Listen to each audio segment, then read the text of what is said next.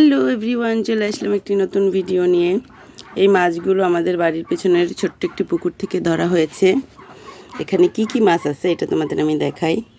এটা হচ্ছে কই মাছ, আর এইগুলো হচ্ছে আমরা তো বলি মায়া চেলা, মৌরালা চেলা যেটা। এখানে আরেকটা আছে ছোট তেলাপিয়া, এগুলা তেলাপিয়া, এইগুলা তোমার কই। তো এই মাছগুলো আজকে পাওয়া গিয়েছে।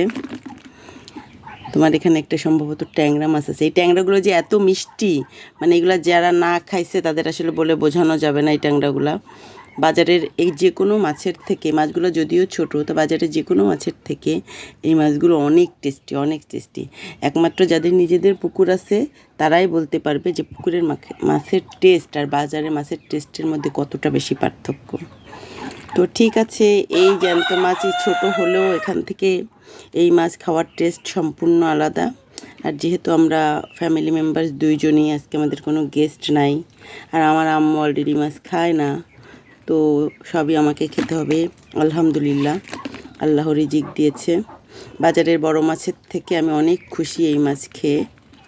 তো ঠিক আছে, আল্লাহ হাফেজ।